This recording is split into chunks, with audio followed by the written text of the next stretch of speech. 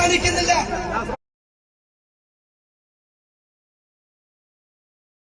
നമ്മളിന്ന് തുടർന്ന് മുന്നോട്ട് കൊണ്ടുപോകും. ഈ രാജ്യത്തെ വീണ്ടെടുക്കുക എന്നുള്ളതാണ് കോൺഗ്രസിന്റെ ലക്ഷ്യം. തെരഞ്ഞെടുപ്പുകളിൽ വിജയിക്കുന്നതോ കോൺഗ്രസിന്റെ സംഘടനാ ശക്തി വർദ്ധിപ്പിക്കുന്നതോ ഈ രാജ്യത്തെ വീണ്ടെടുക്കാൻ, ഈ രാജ്യത്തെ മതേതര ജനാധിപത്യ വിശ്വാസികൾക്ക് അവർ प्रकार के टैक्स, तो वो पैसा आपकी जेब से निकाल रहे हैं. Game is very very simple. जो खेल जो है ना बहुत सिंपल है, बहुत आसान है. വളരെ സിമ്പിളാണ്.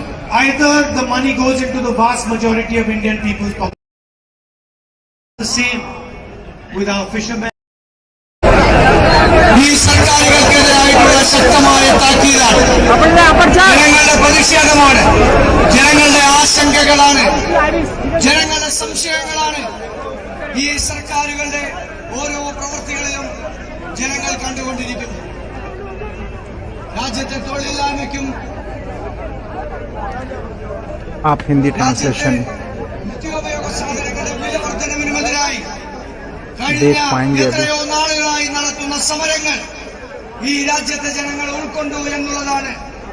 ഈ പദയാത്രയിലുടനീളം രാഹുൽ ഗാന്ധിയെ വരവേൽക്കുവാനും ആശംസിക്കുവാനും അനുഗ്രഹം കൊടുക്കുവാനും പ്രായമായവർ മുതൽ കൊച്ചുകുട്ടികൾ വരെ വന്ന് ഇരുവശങ്ങളിലും നിന്ന് ഈ പദയാത്രയ്ക്ക് നൽകുന്ന സ്വീകരണം തന്നെ അതിന്റെ ഏറ്റവും വലിയ ഉദാഹരണമായി മാറിയിരിക്കുകയാണ്. ഈ ചരിത്ര വിജയം ഈ സർക്കാരുകളുടെ കണ്ണു തുറപ്പിക്കുമെന്നതിൽ യാതൊരു സംശയവും വേണ്ട. നരേന്ദ്രമോദിയുടെ കണ്ണു തുറപ്പിക്കാൻ ഈ വർഗീയ ഫാസിസ്റ്റ് ഭരണകൂടത്തിനെതിരായിട്ടുള്ള പോരാട്ടം രാഹുൽ ഗാന്ധി നടത്തുമ്പോൾ RSSനും സംഘപരിവാറിനുമെതിരായി രാജ്യത്ത് അതിന് നേതൃത്വം കൊടുക്കാൻ ഇന്ത്യൻ നാഷണൽ കോൺഗ്രസും രാഹുൽ ഗാന്ധിയുമാണ് എന്ന് തെളിഞ്ഞിരിക്കുകയാണ്. അതുകൊണ്ട് ഞങ്ങൾ പറയുന്നു, ഇതിവിടെ കൊണ്ട് അവസാനിക്കുന്നില്ല. ഈ പദയാത്ര കൊണ്ട് മാത്രം നമ്മുടെ പ്രതിഷേധവും നമ്മുടെ പ്രതികരണങ്ങളും അവസാനിക്കുന്നില്ല. നമ്മളിന്ന് തുടർന്ന് മുന്നോട്ട് കൊണ്ടുപോകും. ഈ രാജ്യത്തെ വീണ്ടെടുക്കുക എന്നുള്ളതാണ് കോൺഗ്രസിന്റെ ലക്ഷ്യം. തെരഞ്ഞെടുപ്പുകളിൽ വിജയിക്കുന്നതോ കോൺഗ്രസിന്റെ സംഘടനാ ശക്തി വർദ്ധിപ്പിക്കുന്നതോ ഈ രാജ്യത്തെ വീണ്ടെടുക്കാൻ, ഈ രാജ്യത്തെ മതേതര ജനാധിപത്യ വിശ്വാസികൾക്ക് അവർക്ക് നിർഭയം ജീവിക്കാൻ കഴിയുന്ന ഇന്ത്യ എന്ന മഹത്തായ രാജ്യത്തെ വീണ്ടെടുക്കാൻ വേണ്ടിയിട്ടുള്ള പോരാട്ടം നമ്മൾ തുടരുക തന്നെ ചെയ്യും. ഞാൻ ദീർഘിപ്പിക്കുന്നില്ല. ബഹുമാന്യനായ ശ്രീ രാഹുൽ ഗാന്ധി ഈ ജാഥ, ഈ പദയാത്ര കന്യാകുമാരിയിൽ നിന്ന് തുടങ്ങി ഇന്ന് എറണാകുളത്ത് ഒന്നാമത്തെ ദിവസം പിന്നിട്ടിരിക്കുകയാണ്.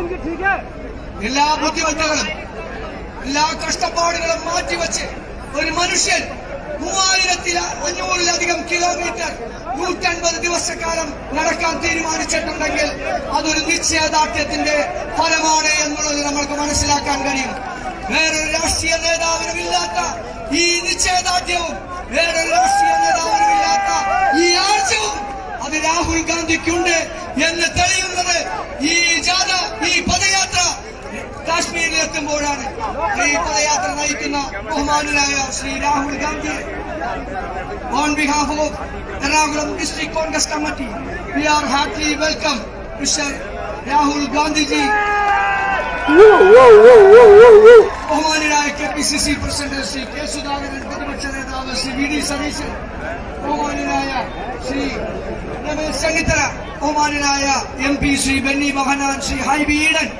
ഈ ജാഥ വിജയകരമാക്കുന്നതിന് നമ്മുടെയൊക്കെ പ്രിയങ്കരനായ ഇത്രയധികം മനോഹരമായി ഈ ജാഥയെ വരവേൽക്കുവാൻ ആലുവയിൽ സ്വീകരണമൊരുക്കിയ നമ്മുടെ പ്രിയങ്കരനായ ശ്രീ അൻവർ സാദത്ത്. मलयालम में स्वागत और शुरुआती बातचीत करते हुए एक कार्यकर्ता और इसके पश्चात राहुल गांधी जी आएंगे और वो अपनी बात रखेंगे. हमारी कोशिश होगी हम उसको ट्रांसलेट करके हिंदी में आपको सुनाएं.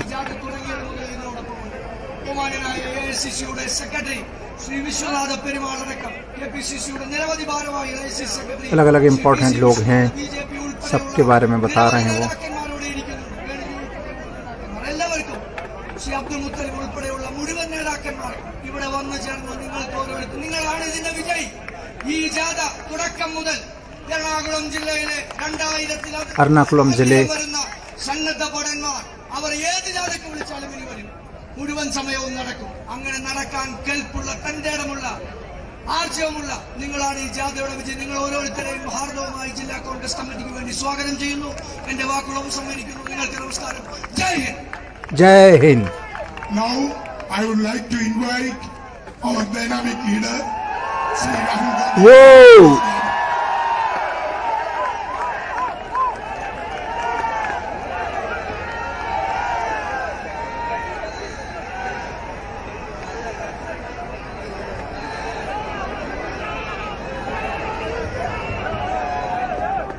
I'd like to welcome all the senior leaders on the stage, all the Congress workers, Congress leaders here, brothers and sisters, friends of the media.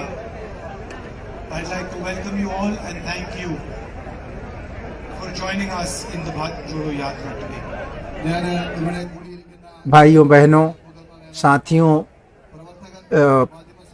Journalist सभी का मैं स्वागत करता हूं. റാലിയിൽ പങ്കാളികളായ മുഴുവൻ പേരെയും ആദ്യമായി സ്വാഗതം ചെയ്യാനും നന്ദി പറയാനും ഈ അവസരം വിനിയോഗിക്കാം. I'd also like to pay tribute to a great son of this state, a visionary leader, Sri Narayana Guruji, on his Samadhi Day. ഞാൻ ഈ മണ്ണിന്റെ श्री नारायण गुरु जी जिनका की पुण्यतिथि है उनको भी अपने श्रद्धा सुमन अर्पित करता हूं. ആദരാഞ്ജലി അർപ്പിച്ചുകൊണ്ട് തുടങ്ങാൻ ആഗ്രഹിക്കുന്നു. A person who even today gives direction to the people of Kerala.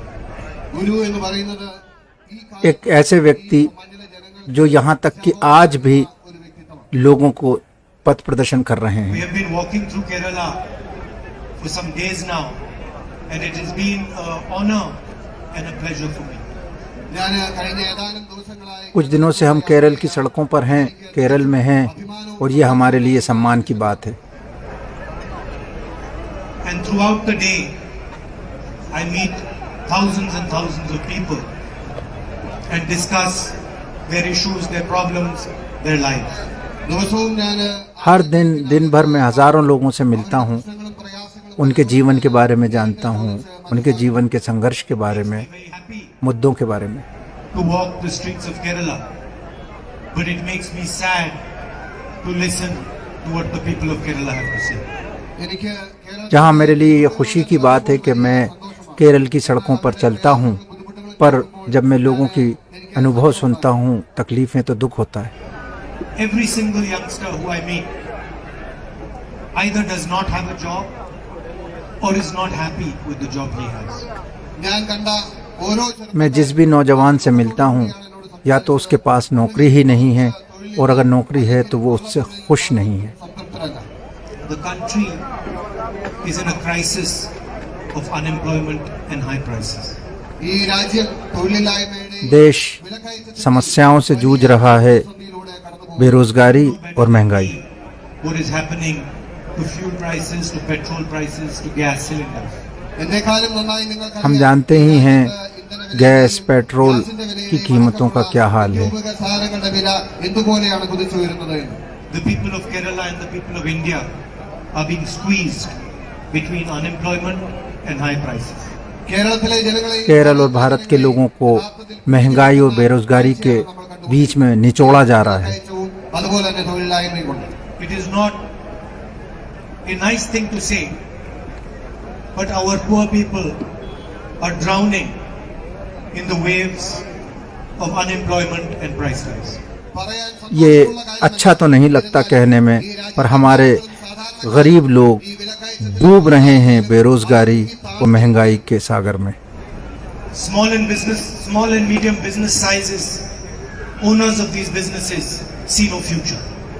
ചെറുകിട വ്യാപാര സ്ഥാപനങ്ങളും ചെറുകിട വ്യവസായികളും ഒന്നും व्यापारी खास तौर से बिजनेसमैन जो छोटा व्यापार करते हैं उनके लिए भी बहुत मुश्किल है. Taxation and a flawed GST have destroyed their businesses. യഥാർത്ഥത്തിൽ डिमोनेटाइजेशन से और फिर जीएसटी के आपाधापी में किए गए इम्प्लीमेंटेशन से उनकी ज़िंदगी कठिन हो गई है. തച്ചുടച്ചിരിക്കുകയാണ്. Today I met entrepreneurs from the IT sector, and every single one of them complained about the lack of support that they have.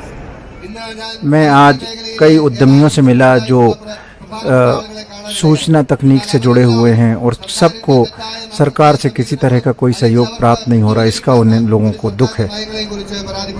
They come with the intention of bringing jobs to the people of Kerala, to the people of India, and they are faced with red tape, they are faced with corruption.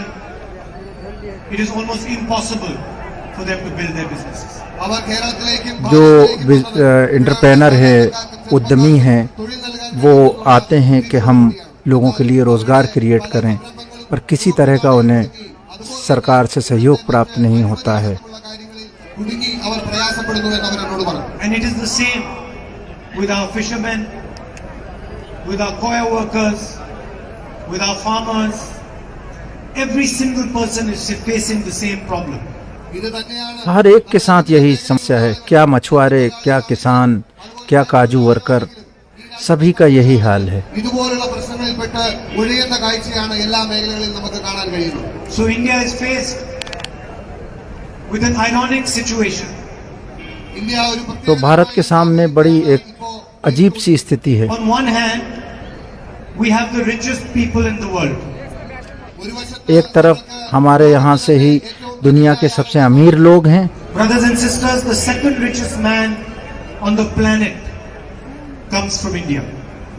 दुनिया का दूसरा सबसे अमीर आदमी हमारे देश से है, भारत से है। He can monopolize any business he wants in the country. वो चाहे जो बिजनेस हो उसको एक छत्र राज्य कर ले रहे हैं। He doesn't need any permission to do business. उन्हें व्यापार करने के लिए कोई इजाजत नहीं चाहिए, किसी से इजाजत नहीं चाहिए। He can buy any airport, any port. He can dominate the agricultural business. He can dominate the power business. He can dominate the solar business. वो चाहे जो हवाई अड्डा खरीद लें, जो बंदरगाह खरीद लें, जो दिल चाहे खेती में खरीद लें, जो चाहे हवा वाली एनर्जी के संबंध में खरीद लें, सोलर एनर्जी में खरीद लें, बिजली में खरीद लें।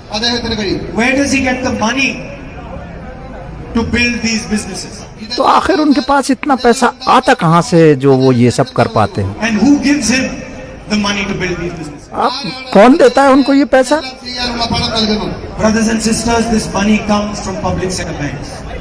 दोस्तों, भाइयों बहनों, ये पैसा आता है सार्वजनिक क्षेत्रों के या सामान्य शब्दों में जिन्हें हम सरकारी बैंक कहते हैं, जो कि आपका पैसा है। This is the money that should be used to build your schools. जिस पैसे का इस्तेमाल आपके स्कूल बनाने के लिए होना चाहिए, To build your hospitals. आपके अस्पताल बनाने के लिए, To give loans to farmers in distress. जो परेशानी में है किसान, उनको लोन देने में ये पैसा इस्तेमाल होना चाहिए। To support and finance and help small business owners, tea shop owners. छोटे बिजनेस वाले जैसे चाय की दुकान वाले, इनकी मदद के लिए इन बैंक के पैसे का इस्तेमाल होना चाहिए। But this does not happen. पर ये होता नहीं You है। take a loan and you default on the loan, they take away your house. अगर आप लोन लेते हैं और चुका नहीं पाते हैं तो वो आपका घर ले जाएंगे They call you a criminal. और आपको अपराधी कहेंगे, अपराधी। They take away your home. आपका घर कब्जा लेंगे। But if the biggest businessmen in India default on a loan, they are not called criminals. They are called non-performing assets. और ये जो बड़े बड़े लोग जब लोन नहीं चुकाते हैं तो वो अपराधी नहीं कहलाते हैं, बल्कि उन्हें ये कहा जाता है कि ये लोन नहीं चुका पाए हैं। Lakhs and lakhs of crores. Lakhs and lakhs of crores have gone to the biggest businesses in the country. लाखों करोड़ रुपया, लाखों लाखों करोड़ रुपया ये व्यापारियों को दिया जा चुका है। During COVID, workers from across the country needed to go back home. Corona के टाइम पे जो मजदूर थे, कर्मचारी थे, उनको घर जाना था। they needed 100-200 rupees for food and a bus ticket. उन्हें 100-200 रुपया खाने के लिए और एक बस टिकट चाहिए था, കൂലിയോ അല്ലെങ്കിൽ വണ്ടിക്കൂലിയോ വേണമായിരുന്നു. The government of India did not give them that. मगर भारत सरकार ने उनको वो नहीं दिया. Same time, while the lockdown was on, the government of India was forgiving the loans of the biggest business people in this country. ഈ സ- और जब ये हो रहा था कि लोग कोरोना से पीड़ित थे, उस दौरान चुपके चुपके सरकार बड़े बड़े बिजनेसमैनों के लोन माफ कर रही थी. തയ്യാറായി. Few days ago, I met the people from the tourism industry in Kerala. कुछ दिन पहले मैं पर्यटन के क्षेत्र में लगे हुए कुछ बिजनेसमैन और कर्मचारियों से मिला. Lakhs and lakhs of people jobs in this state. Tourism മേഖല എന്ന് वो देख रहे हैं कि लाखों लोग सड़कों पे बेरोजगार घूम रहे हैं. What was your biggest problem? ഞാൻ അവരോട് मैंने उनसे कहा, आपकी सबसे बड़ी समस्या क्या है? പ്രതിസന്ധി പ്രയാസം എന്താണ്? And they said, within a second, they said, our biggest problem was that lockdown was done without any warning. और उन्होंने कहा कि वास्तव में हमारी सबसे बड़ी समस्या थी कि लॉकडाउन बिना बताए कर दिया गया. ഈ രാജ്യം അടച്ചിട്ടതാണ് ഞങ്ങളെ തകർത്ത് തരിപ്പണമാക്കിയത്. Without any compassion, without any thought, the Prime Minister declared a lockdown. ഒരാലോചന प्रधानमंत्री जी ने बिना सूचना के, बिना किसी हमदर्दी के बस घोषणा कर दी लॉकडाउन की. തകർത്ത് തരിപ്പണമായി. Destroyed thousands and thousands and thousands of small businesses. ഒരുപാട് हजारों बिजनेसों को हमेशा के लिए बर्बाद कर दिया. Smashed the lives of people. അത് लोगों की जिंदगी को कुचल दिया. ഒരുപാട് ജീവിതം തുടച്ചു മാറ്റി. And he did the same with demonetization. और यही कुछ डिमोनेटाइजेशन के साथ हुआ. തരിപ്പണമാക്കിയത്. Didn't ask anybody what the consequences would be. किसी से नहीं पूछा कि इसका परिणाम क्या होगा, क्या भुगतना पड़ेगा. ഈ രാജ്യത്ത് എന്ത് പ്രത്യാഘാതങ്ങളാണ് ഉണ്ടാകാൻ സാധ്യതയുള്ളതെന്ന് At 8 o'clock one evening, he says, I'm banning 500 and 1,000 rupee notes. ഒരു ദിവസം ഇതുപോലെ बस एक दिन उठे 8 बजे बोल दिया कि मैं 500 और 1000 के नोट बंद कर रहा हूँ. ലീഗലി വാലിഡ് അല്ല എന്ന് ഞാൻ പ്രഖ്യാപിക്കുകയാണ് എന്ന്. Did he ask himself the question, what would happen to the millions of more poor people who have 500 and 1,000 rupee notes? क्या उन्होंने खुद से भी सवाल पूछा कि जो लाखों लोग हैं गरीब, जिनके पास 500 और 1000 रुपए हैं, उनका क्या होगा? എന്ന് അദ്ദേഹം Did ചിന്തിച്ചില്ല. he ask himself the question, what would happen to their savings? അദ്ദേഹം സ്വയം क्या उन्होंने एक बार भी खुद से ही पूछा कि उनकी बचत जो होगी गरीबों की, उसका क्या होगा? Question, how would they eat that evening? അദ്ദേഹം സ്വയം क्या उन्होंने खुद से पूछा कि उस रात, उस शाम वो लोग क्या खाएंगे, कहाँ से खाएंगे? No, ആലോചിച്ചില്ല. नहीं. because his job is to clear the way for the biggest businesses in the country. क्योंकि उनका जो मकसद है, जो उनको लक्ष्य मिला हुआ है, टारगेट, वो है कि बड़े व्यापारियों, बिजनेसमैनों के लिए रास्ता साफ करें. ക്ലിയർ ആക്കാം എന്നത് മാത്രമായിരുന്നു. And the way he does his job is by dividing India. और ये काम वो भारत को बांट के कर रहे हैं. അദ്ദേഹം ആ ജോലി ചെയ്യുന്നുണ്ട്. By making one brother fight against another brother. एक भाई को दूसरे भाई से लड़ा कर रहे हैं. സഹോദരന് നേരെ യുദ്ധം ചെയ്യുന്നതോ അല്ലെങ്കിൽ അവനുമായി കലാപത്തിലേർപ്പെടുന്ന രീതിയിൽ ഈ രാജ്യത്തെ മാറ്റിക്കൊണ്ടിരിക്കും. By creating hatred between religions, communities, states, languages. ഈ രാജ്യത്തെ മതങ്ങൾ धर्मों, लोगों के समुदायों, राज्यों और भाषाओं के बीच में झगड़ा पैदा कर रहे हैं. തമ്മിൽ സ്പർദ്ധയുണ്ടാക്കുന്നു. And the idea is to divide the people of India so that the people of India are distracted. ഇതിന്റെ എല്ലാം ये इसके पीछे विचार ये है कि लोगों को बांट दें ताकि उनका ध्यान Make them बंट जाए. angry, make them full of hatred so they do not see what is being done to them. तो उनको नफरत से पाट दो, उनके दिल में झगड़े डाल दो, गुस्सा भर दो, ताकि वो ये सब देख ही नहीं पाए कि हो क्या रहा है. Because when you are blinded with anger and hatred, you cannot see the most obvious things that happen. കാരണം तो जब आप गुस्से में होते हैं और अहंकार में होते हैं तो आपको कुछ भी नहीं, नफरत में होते हैं तो कुछ दिखता नहीं है. So while India is steeped in hatred and anger, Mr. Narendra Modi is taking away what is yours and giving it to 3 or 4 of his friends. അങ്ങനെ तो जब पूरा देश गुस्से में, नफरत में भरा हुआ है, तो मिस्टर नरेंद्र मोदी अपने कुछ चंद दोस्तों को, 4-5 दोस्तों को उठा के आपका सारा कुछ दिए दे रहे हैं. Simple cycle. ഇതൊരു വളരെ और ये बड़ा आसान सा सर्किल है, साइकिल है. Mr. Narendra Modi divides the country and creates anger. Narendra Modi രാജ്യത്തെ नरेंद्र मोदी देश को बांटते हैं और गुस्सा भरते हैं। He takes away what is yours. आपका जो है वो ले जाते Four हैं of his और अपने वो 3-4 എനിക്കും നിങ്ങൾക്കും അവകാശപ്പെട്ട ഈ व्यापारी बिजनेसमैन दोस्तों को दे देते हैं। റിസോഴ്സും അദ്ദേഹത്തിന്റെ ഏറ്റവും വേണ്ടപ്പെട്ട 3-4 പേർക്ക് നൽകുന്നു. those friends own our media. वो दोस्त उनके जो हैं वो इस मीडिया पे कब्जा करते हैं മാധ്യമങ്ങളെ മുഴുവൻ നിയന്ത്രിക്കുന്നത്. And they promote Mr. Narendra Modi on television. और वो नरेंद्र मोदी जी का प्रचार प्रसार टीवी पे बढ़ा देते हैं മറ്റ് മാധ്യമങ്ങളിൽ പ്രൊമോട്ട് ചെയ്യുന്നു. They flood social media with Mr. Narendra Modi's images.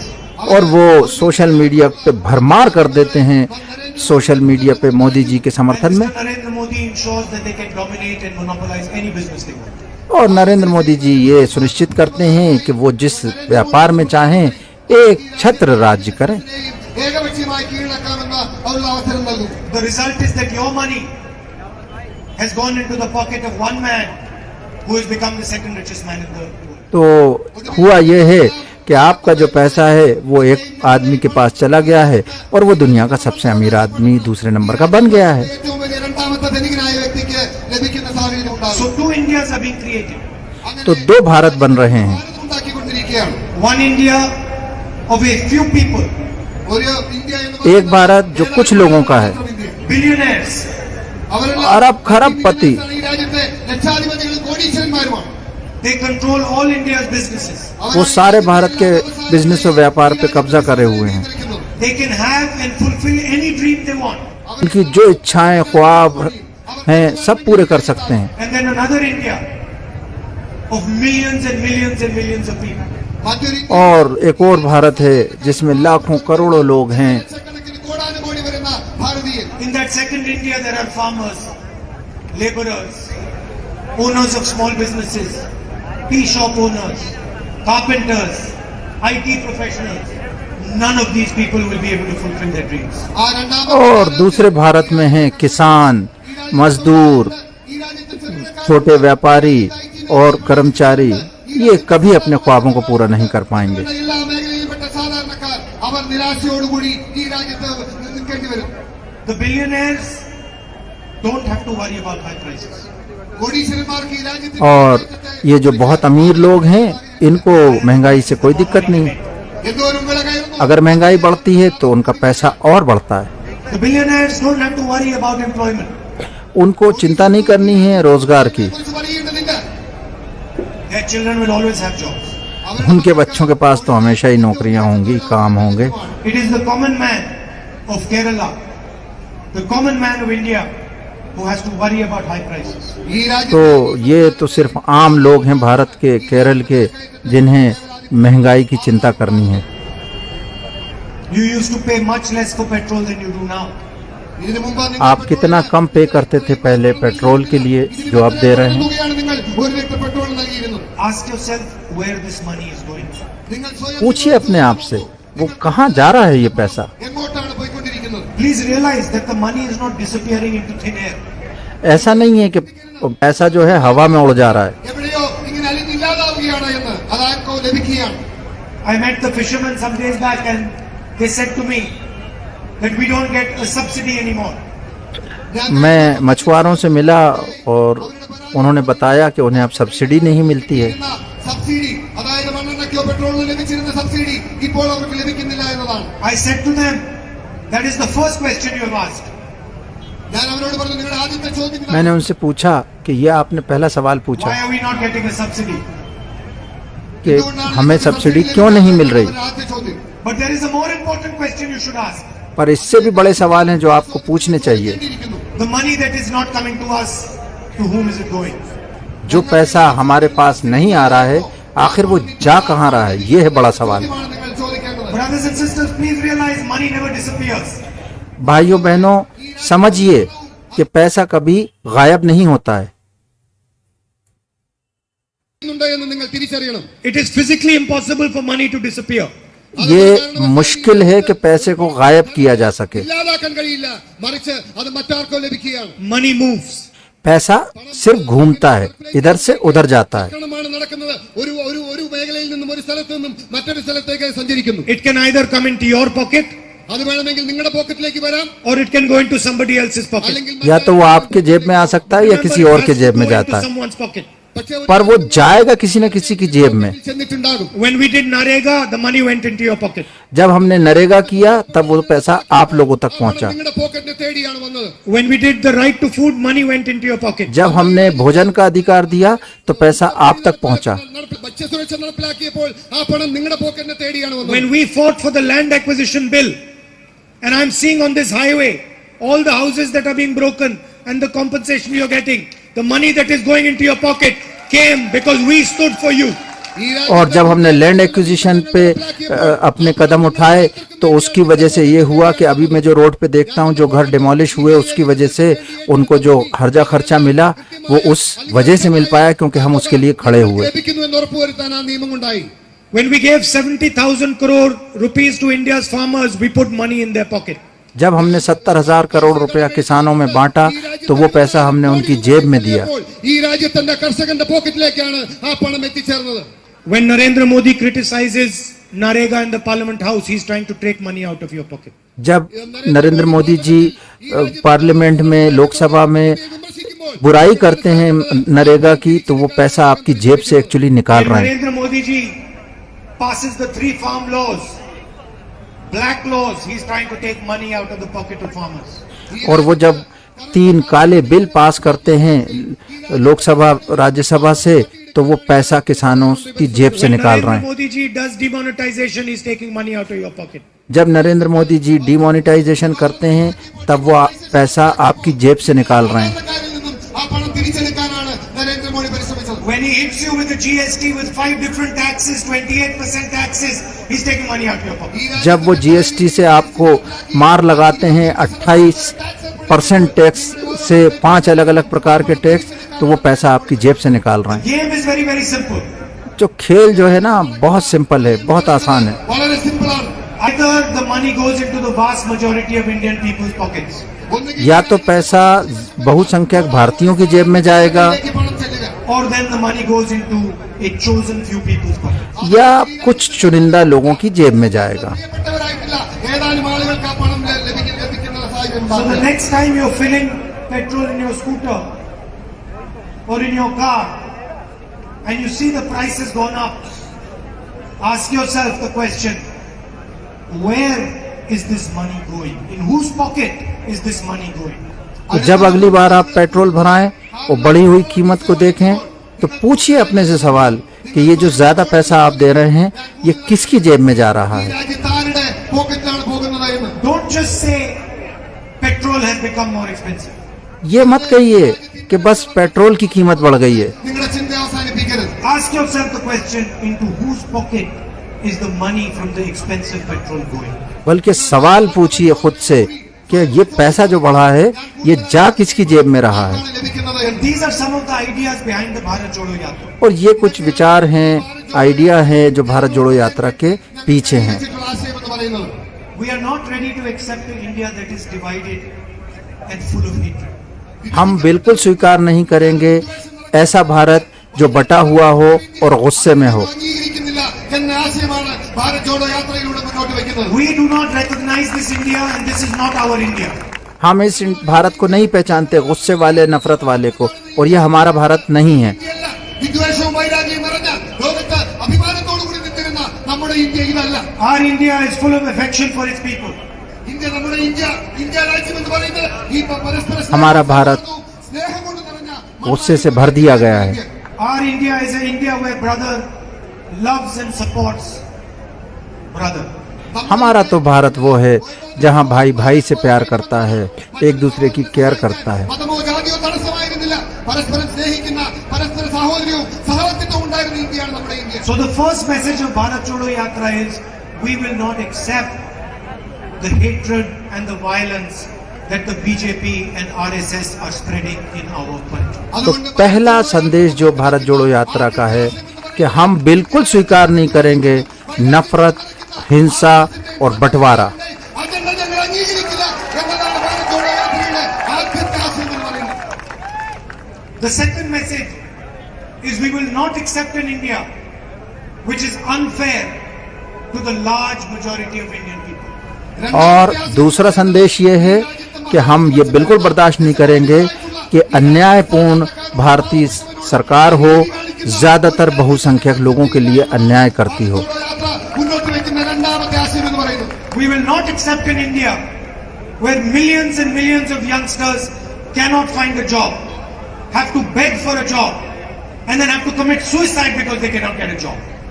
हम ऐसा भारत स्वीकार नहीं करेंगे जिसमें लाखों लाखों लाख जो युवा हैं उनको रोजगार ना हो, उससे वो परेशान हों और हद ये कि वो सुसाइड कर लें, आत्महत्या कर लें। നടക്കുന്ന ആ ഒരു രാജ്യത്തെ ഞങ്ങൾ അംഗീകരിക്കുന്നില്ല. അതല്ല ഞങ്ങളുടെ ഇന്ത്യ എന്നതാണ് മൂന്നാമത്തെ ആശയം. We will not accept an India where parents spend their entire life's earnings trying to educate their children, trying to send their children to school and then to college, to university, only to be told that your child cannot get a job.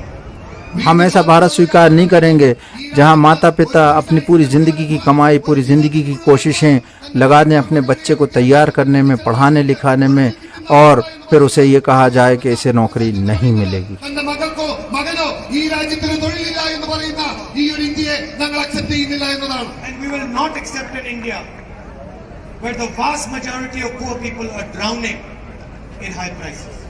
और हम ऐसा भारत स्वीकार नहीं करेंगे जिसमें गरीबों की बड़ी संख्या, जो कि बहुसंख्यक है इस देश में, वो महंगाई में के सागर में डूबती चली जा रही हो। And I would like to thank all of you for supporting this idea of Bharat Jodo Yatra. और मैं आप सबका शुक्रगुजार हूँ, धन्यवाद करता हूँ कि आप भारत जोड़ो यात्रा के इस विचार का समर्थन कर रहे हैं, सहयोग दे रहे हैं। നിങ്ങളോട് നന്ദി പറയുകയാണ്. Look, there are many ways to support things. देखिए, सहयोग करने के बहुत तरीके हो सकते हैं। You can support things by just standing there and saying, I support this. നിങ്ങൾക്ക് आप വേണമെങ്കിൽ सिर्फ खड़े होकर कह सकते हैं कि मैं इसका सहयोग कर रहा हूँ। പിന്തുണയ്ക്കുന്നുണ്ട് എന്ന് പറയാം. And then you can support something with love, affection, and giving it your full energy. और आप प्यार, मोहब्बत और अपनी ऊर्जा देकर भी ये काम कर सकते हैं। ആത്മാർത്ഥമായി അതിനെ ഹൃദയത്തിൽ നിന്നും നിങ്ങൾക്ക് പിന്തുണയ്ക്കാൻ കഴിയും. അങ്ങനെ രണ്ട് രീതിയിലുള്ള പിന്തുണയാകാം. You are supporting the Bharat Jodo Yatra with love, affection, and all your energy. ഞാൻ ഏറെ സ്നേഹത്തോടെ നിങ്ങളോട് आप പറയട്ടെ, भारत जोड़ो यात्रा का सहयोग कर रहे हैं प्यार से, मोहब्बत से और अपनी पूरी ऊर्जा के साथ। നിങ്ങളുടെ എല്ലാം തന്ന് എന്നെ ഈ ഭാരത് ജോഡോ യാത്രയെ സ്നേഹിക്കുന്നതിനെ ഞാൻ അഭിവാദിക്കുകയാണ് ഈ അവസരം And ഉപയോഗിക്കുന്നത്. millions of people are doing it. ഇതുപോലെ और लाखों लोग ये कर रहे हैं। ഈ ഭാരത് ജോഡോ യാത്രയെ സ്നേഹം കൊണ്ടും ആത്മാർത്ഥം കൊണ്ടും പിന്തുണച്ചുകൊണ്ടിരിക്കുന്നത്. All religions, सारे धर्म, all communities, सारे समुदाय, സമുദായത്തിൽപ്പെട്ടവർ, all languages, सारी भाषाएं, males, females, महिला, पुरुष, children, older people. बच्चे, बूढ़े, പ്രത്യേകിച്ച് ആബാലവൃദ്ധൻ ജനങ്ങൾ, Every single person is coming out on the street with love and affection for each other. हर व्यक्ति जो सड़क पे आ रहा है एक दूसरे के लिए प्यार और मोहब्बत लेके आ रहा है। സ്നേഹവും ആത്മാർത്ഥതയും പിന്തുണയുമാണ്. Everybody is treating everybody else with respect. എല്ലാവരും हर एक दूसरे को सम्मान के साथ व्यवहार कर रहा है। Nobody is disrespecting anybody on these streets. कोई किसी का अपमान नहीं कर रहा सड़क पे। ഒരു സാധാരണക്കാരനെ പാവപ്പെട്ടവനോ വലിയവനോ ചെറിയവനോ ആരെയും പരസ്പര ബഹുമാനമില്ലാതെ ഞങ്ങൾ കണ്ടിട്ടില്ല. That is the true nature of our country. അതാണ് ये है हमारे भारत का असली स्वभाव, nature. This thing that these people are saying, this hatred that they're spreading, this anger they're spreading, this is not India. This is something else.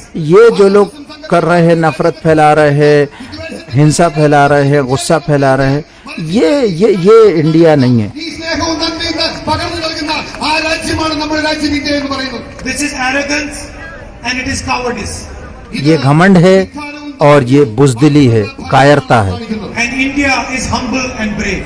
India Bharat विनम्र और बहादुर है। ഭാഷയുള്ള അല്ലെങ്കിൽ ഏറ്റവും സ്നേഹത്തോടുകൂടി വളരെ ഹമ്പിളായി ഇടപെടുന്ന വിനീതമായി സംസാരിക്കുന്ന ഇന്ത്യയാണ് നമ്മുടെ India. So thank you for showing me and everybody else what India actually is on these streets. യഥാർത്ഥ ഇന്ത്യ आपका बहुत बहुत शुक्रिया मुझे सही भारत, मुझे और पूरे भारतवासियों को दिखाने के लिए। യാത്രയ്ക്ക് കാണിച്ച സ്നേഹത്തിനും പിന്തുണയ്ക്കും ആത്മാർത്ഥതയ്ക്കും ഞാൻ നിങ്ങളോട് നന്ദി പറയുകയാണ്. The only country in the world which fought its biggest oppressor with kindness and non-violence. That is this country.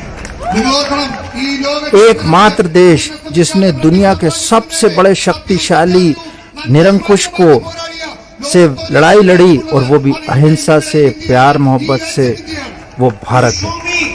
You show me which country on this planet has fought a superpower and defeated the superpower with respect, with humility and with affection. You show me that country.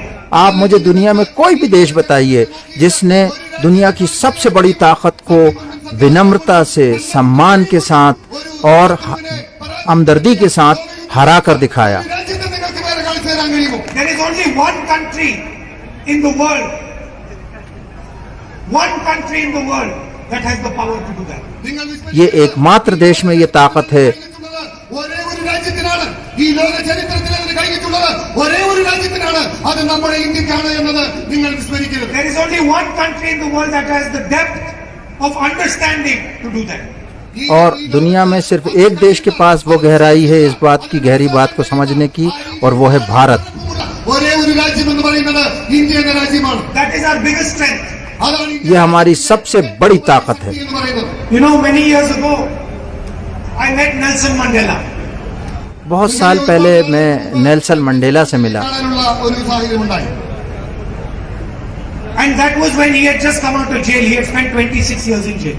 और ये तब की बात है जब वो 26 साल jail में रहने के बस बाहर निकले ही थे। കാണാനിടയായി. I was maybe 21, 22 years old. मैं कुछ 20-21 साल का था उस वक्त।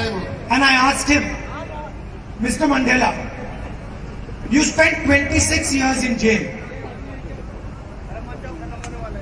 What gave you the courage to continue your struggle after 26 years in jail? मैंने पूछा कि मिस्टर मंडेला, आखिर ऐसी क्या चीज है आपके अंदर, क्या ताकत है कि आप 26 साल तक जेल में रहे और अपने संघर्ष को जारी रखा? ധൈര്യം നിങ്ങൾക്ക് എങ്ങനെയാണ് ഉണ്ടായത്, എങ്ങനെയാണ് ലഭിച്ചത് എന്ന്. And his answer to me was the idea of non-violence, the idea of compassion, and the idea of respecting other humans, which Mahatma Gandhi gave me. और मंडेला साहब ने जो उत्तर दिया कि प्रेम, प्यार, अहिंसा के साथ संघर्ष का वो रास्ता जो गांधी जी ने दिखाया, वो मेरी ताकत थी 26 साल संघर्ष के लिए। ാണ് എന്നെ അതിന് പ്രാപ്തനാക്കിയത് എന്ന് നെൽസൺ മണ്ടേല പറയുകയുണ്ടായി. That is the power of this country. അതാണ് तो ഈ രാജ്യത്തെ ये है इस देश की ताकत, That is the strength of this country.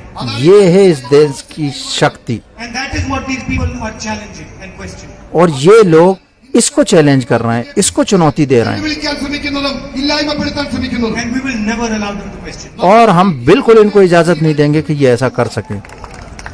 Thank you once again for all your support. बहुत your शुक्रिया love and your affection. जो कुछ आपने किया है, सब सहयोग के लिए, प्यार के लिए, मोहब्बत के लिए। നിന്നും 1000 നന്ദി പറയാൻ ഈ അവസരം വിനിയോഗിക്കട്ടെ. It is a honor. It's an honor for me to walk on these streets that you walk on. എന്നെ ये मेरे लिए सम्मान की बात है, उन सड़कों पे चल रहा हूँ जिन पे आप चलते हैं। ഒരു അവസരം ലഭിക്കുക എന്ന് പറയുന്നത് എന്നെ സംബന്ധിച്ച് അഭിമാനമാണ് എന്ന് ആത്മാർത്ഥമായി ഞാൻ നിങ്ങളോട് പറയട്ടെ. And it is an honor for me that you come and you walk with me. അതുപോലെ और ये मेरे लिए बहुत इज्जत की बात है कि आप मेरे साथ आकर വലിയ അഭിമാനം, चलते हैं। വലിയ അംഗീകാരവുമായി ഞാൻ കാണുകയാണ്. And you have given me so much love and affection that I can never repay it back. നിങ്ങൾ और आप इतना प्यार बरसा रहे हैं मेरे ऊपर कि शायद मैं कभी लौटा ना सकूं।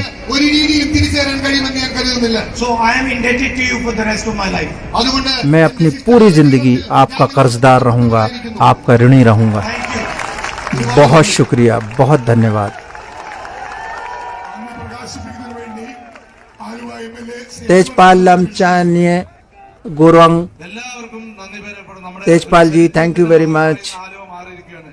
പ്രിയങ്കരനായ രാഹുൽജിയുടെ ഈ പ്രസംഗവും He made a comment on Facebook. Rahulji, ഞങ്ങളുടെ ആഗ്രഹം താങ്കൾ Indian national Tejpal, welcome bro. ആവണമെന്നാണ് ഞങ്ങളുടെ ആഗ്രഹം. രാഹുൽജി ഇന്ത്യൻ നാഷണൽ കോൺഗ്രസിന്റെ പ്രസിഡന്റ് ആവണമെന്നാണ് ആഗ്രഹം. അത് ഞങ്ങൾ എല്ലാവരും അങ്ങോട്ട് അഭ്യർത്ഥിച്ചുകൊണ്ട് എല്ലാവർക്കും നന്ദി രേഖപ്പെടുത്തുന്നു. ജയ് ഹിന്ദ്. जय हिंद। तो दोस्तों, ये था हमारा आज का लाइव। इस तरह के हिंदी ट्रांसलेशन के साथ समाप्त होता है और कल सुबह സമാപന യോഗം जो 6:30-7 बजे का टाइम होता है हम एक बार फिर मिलेंगे।